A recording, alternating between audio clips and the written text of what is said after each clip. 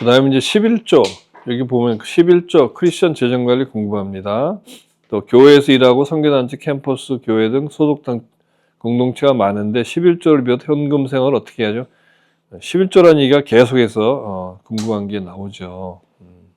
제가 옛날에 극동방송에서 한 3년 반 정도 이 성경적 경제생활 방송을 한 적이 있어요. 근데 이건 실시간으로 한 방송, 녹화 방송이 아니라 실시간 방송인데, 이렇게 방송을 하면 이렇게 제가 이렇게 앉아 있고 내 앞에 모니터가 한 대 있고요. 제 건너편에 PD가 앉아 있고 PD 앞에도 모니터가 있습니다. 그러면 제가 막 방송에 얘기하는 동안에 모니터에 청취자들의 질문이 쫙 떠요. 모니터에.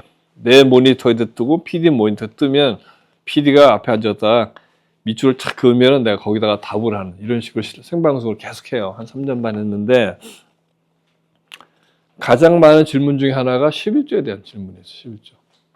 그래서 참 한국의 기독교인들이 11조에 대해서 많은 뭐랄까 압박감을 느끼는구나 이런 생각이 드는 거예요. 11조에 대한 압박감이 있구나. 그래서 11조에 대해서 좀 더 자세히 봐야 되겠다. 그래서 공부를 했습니다. 그래서 11조라는 게 어디서 생긴 거냐부터 이제 우리가 생각해 봐야 되는데, 원래 성경에 특히 율법에 11조라는 것이 규정되기 전에 이미 11조 개념이 있었다는 거예요. 즉 성경이 쓰여져야 되는 그 지역, 그 문화 안에 11조와 유사한 개념이 존재했다는 거예요. 그 시대에는 굉장히 오늘날 같은 시대가 아니고 어딜 다니는데도 위험하고 많은 위험 속에 사람들이 살아야 되는 시대였기 때문에 인간이 갖고 있는 그 위험을 누군가가 보호해주면 그 보호해준 것에 대한 감사의 마음으로 자기가 가지고 있는 것 또는 수확한 것의 10분의 1 정도를 나를 책임지고 보호해준 그 사람에게 주는 이런 제도와 문화가 그 지역에 이미 있었던 거예요. 그리고 성경 안에도 그게 나오는데 멜기세덱에게 아브라함이 노획물의 10분의 1을 바치는 현상, 이런 거라든가 이런 것들이 그러니까 율법에서 11조라는 개념이 나오기 이전에도 이미 존재했다는 거예요. 그러니까 보호받는 것에 대한 감사의 표시로서의 11조 개념이 있었다는 것이죠. 그게 율법 속에 이제 성경 안에 들어온 것이 이제 언제냐? 출애굽 이후에 광야에서 생활할 때 율법이 제정됐는데 그 율법 안에 11조 개념이 들어 있었습니다. 근데 왜 거기다 넣었을까 하는 것을 첫 번째 그 역사적인 스토리를 먼저 이해해야 11조를 이해할 수 있는 겁니다. 왜 하나님이 그 광야 시대에 율법에다가 11조라는 개념을 넣느냐를 생각해 보면 매우 흥미로워요. 왜냐하면 광야 생활이라는 건 어떤 생활이죠? 광야 생활이라는 건 광야의 경제는 어디 경제와 비교할 수 있냐는 첫 번째 비교할 수 있는 경제는 이집트의 경제, 애굽에서의 경제예요. 이 히브리 사람들, 이스라엘 사람들이 광야에 나오기 전에 어딨냐? 애굽에서 살았어요. 노예로. 그러니까 공간은 애굽인데 신분은 노예야. 그러면 이 노예의 경제는 누가 책임져요? 노예의 주인이 책임지는 거예요. 즉 노예에게 필요한 먹을 거, 노예에게 필요한 입을 거, 노예가 필요한 잠잘 공간을 누가 주느냐? 노예의 주인이 줍니다. 그래서 노예 경제는 심플해요. 노예 경제는. 근데 이 노예 신분에 있던 이 이스라엘 민족이 하나님의 인도하심을 따라 하루아침에 어디로 나왔냐? 광야로 나왔어. 광야로 나왔는데 광야로 나왔을 때 신분은 뭐예요? 자유인이에요. 더 이상 노예가 아니야. 자유인이 됐어. 그럼 이제 이 자유인이 된 건 너무 잘 된 거야. 너무 좋은 일이지. 근데 자유인이 됐는데 뭐가 필요해요? 똑같이 경제가 필요한 거야. 먹을 게 필요하고 입을 게 필요하고 살 곳이 필요하잖아. 그럼 이 자유인이 된 경제인에게 필요한 경제 생활은 누가 책임져야 돼요? 주인이 책임져야지. 똑같이. 근데 어떤 주인이야, 이 주인이? 주인이 바뀐 거야. 파라오로부터 야훼 하나님으로 바뀐 거야. 근데 이 야훼 하나님이라는 새로운 주인이 어떤 방식으로 경제를 책임졌어요? 어떤 방식이었어? 인간이 상상할 수 없는 방식이에요. 어떤 방식이에요? 만나요, 만나. 만나는요, 인간이 상상할 수 있습니까? 하늘에서 먹을 게 떨어져? 인간은요, 웹툰도 그런 만화는 못 그려. 아무리 상상력이 뛰어난 작가라도 웹툰에, 아유, 야, 우리 먹을 게 하늘로 떨어진다? 야, 너 K-pop, 그 데몬스 헌터스 봤는데 너무 재밌더라고. 응? 잘 썼어. 애니메이션 잘 썼어. 그렇게 잘 쓴 작가랄지라도 걔네들이 하늘에서 떨어지는 걸 먹고 산다는 거는 아마 쓰지를 못해. 근데 이거는 웹툰이 아니야. 진짜 하늘에서 떨어졌잖아. 몇 년간. 40년. 그리고 만나만 먹으니까 참 입맛이 별로네요. 그러니까 얘라 그냥 매출하기도 보내. 고기도 먹어. 이게 40년 광야 생활의 새로운 주인의 경제 생활이에요. 근데 몇 명이 그렇게 먹은 줄 아세요? 그 공급을? 이 이스라엘 사람들이 애굽 땅에 처음에 들어갈 때 그 일가족이 몇 명이에요? 70명밖에 안 돼. 근데 광야로 나왔을 때 몇 명인지 알아요, 여러분들? 숫자가? 성경학자마다 좀 다른데 200만에서 300만 사이야.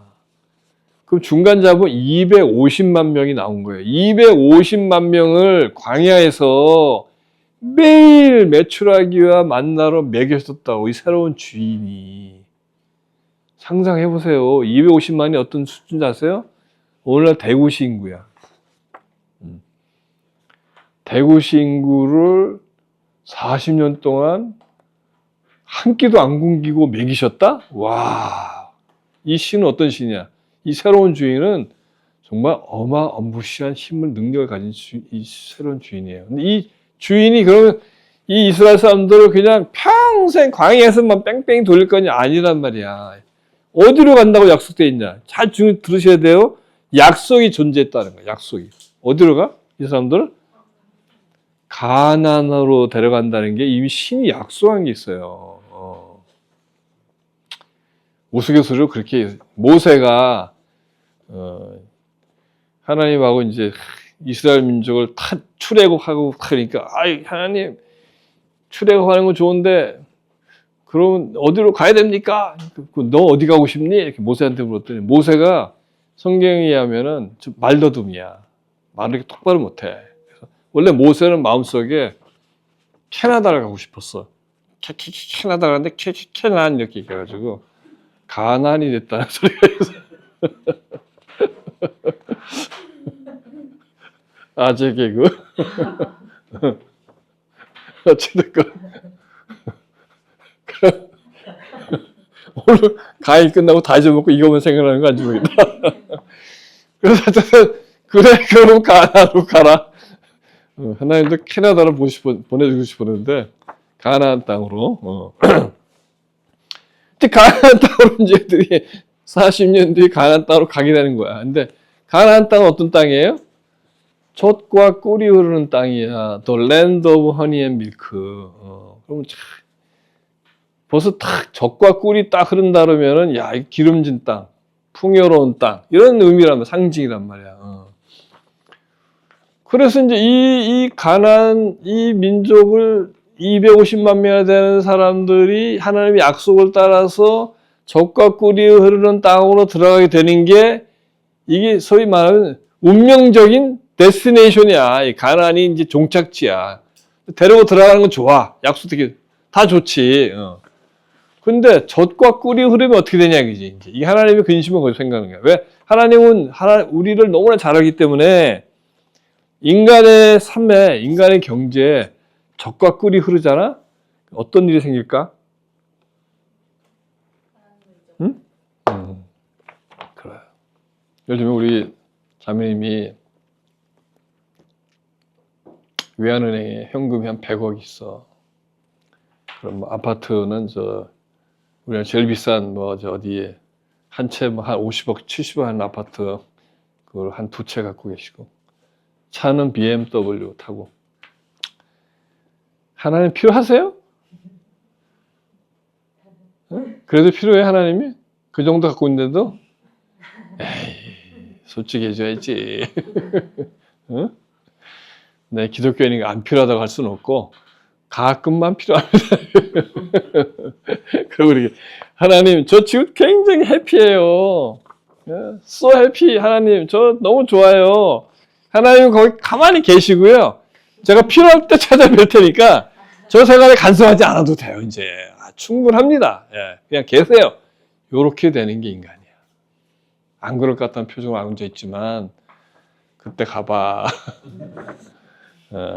그게 인간의 그렇게 연약함이야. 그게 이상하게 인간이 그게 이제 연약함, 죄성이라는 건데, 그래서 우리가 세상을 보면 자기의 준비가 안 된 상태에서 큰 재산을 갖게 되면 어떻게 돼요?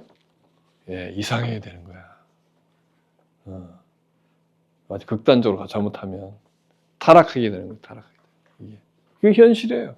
그래서 이 신은 이제 그게 걱정되는 거야. 나 약속했기 때문에 하나님은 약속을 철떡같이 이행하는 분이거든. 그러니까 얘들을 당연히 그냥 가나안 땅 데려가는 건 정해진 거야. 그러니까 데려가. 그게 우리 출애굽기 나오는 그 스토리예요. 가나안 정벌 스토리 다 그거라고. 가는데 가면 젖과 꿀을 부유해져. 그럼 얘들이 날 잊어먹겠네. 이 부가 어디서 왔는지 그 오리진을 잊어먹고 오리진 스콜라가 나오는 거지. 오리진을 잊어먹는 거지. 이 개구리가 옳지 생각을 못하는 거야 인간은. 그렇게 되면 뭐가 문제냐면 여기서 심각한 컨선이 신이 갖는 거야. 신이 갖는 가장 큰 컨선은 뭐냐? 하나님과 하나님 자녀 사이에 뭘 가장 중요시하는 줄 알아요? 이 신은? 뭘 중요시하는 줄 알아요? 인티메시야. 친밀감이야. 친밀감. 그 신은 우리 신은 인격적인 신이에요. 우리 신은 저 멀리 세워놓고 두려워서 저기 어떻게 접근해 뭐 이런 게 아니고 야훼 하나님 신은 매우 퍼스널한 신이야. 그래서 모든 우리 하나님 자녀들과 퍼스널한 릴레이션십을 갖고 그 릴레이션십이 친밀하기를 원하는 거야. 근데 이게 조금만 생각하면 너무나 쉽게 이해되는 게 뭐냐? 모든 부모들이 갖고 있는 자녀들에 대한 가장 중요한 마음이 뭔지 아세요? 돈을 펑펑 벌어가지고 한 달에 한 400씩, 500씩 나한테 용돈 주는 거 이런 걸 바라는 게 아니야, 부모는. 물론 그걸 바라는 사람도 있지. 간혹가다. 부모들이고 대부분 부모들은 그런 거 없어도 언제 만나도 살갑게 대하고 서로 사랑하고 서로 격려하고 이런 인티머시 무슨 말이든지 털어놓고 얘기할 수 있고 이 친밀감을 이 신은 가장 중요시해요. 이게 신관이야. 여러분들은 하나님 어떻게 생각하는지 생각해 보라고. 나는 하나님 두려운 존재인가? 이게 아니에요. 하나님은 여러분 개인과 퍼스널한 관계를 갖고 싶어하는 신인 거야. 그래서 이 신은 그것 때문에 이 자녀들이 부유해지는 바람에 도리어 나하고 멀어질까봐, 나를 잊어먹을까봐 계속 근심해서 그 성경을 보면 다 그 얘기를 써라. 네가 가면 뭐 나를 잊어먹을까 내가 염려하느라 뭐 주저리 신이 내 그걸 읽으면 진짜 참 딱하셔 우리 하나님도. 오죽하면 이걸 뭐 반복해서 계속 얘기한다니까. 그걸 보면 신의 마음을 이해해야 돼. 야, 얼마나 이분이 애가 타는지 자녀들이 내가 얘를 복을 주는데 이건 약속되게 주긴 주는데 혹시 복을 받아가지고 나하고 도리어 멀어지면 이게 얘를 내가 잘못되게 하는 건데 이게 안 되겠네. 그래서 뭔가 장치를 하나 마련해야 될 것 같아. 그게 11조야.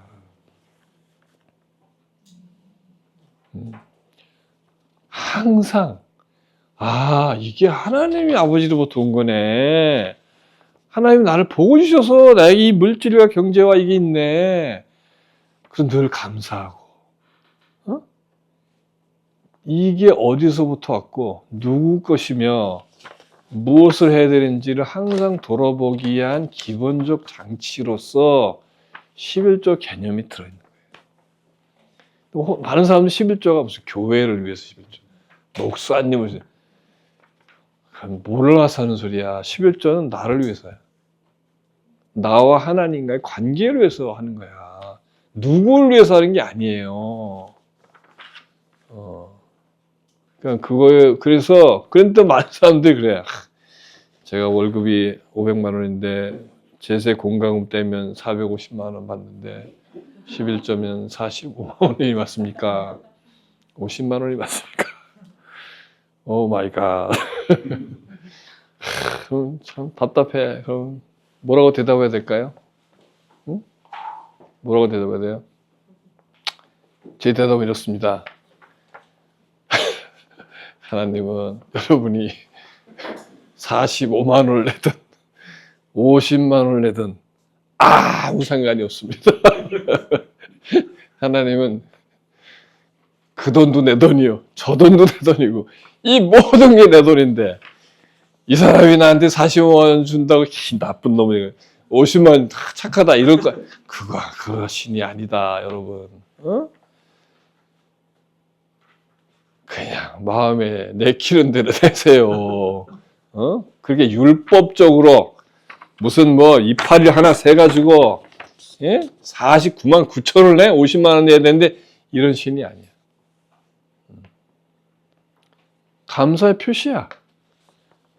그래서 마음의 중심을 보는 거야. 그거 11조를 못할 수 있어. 그래서 무슨 뭐 죄를 진 거냐? 그것도 아니야.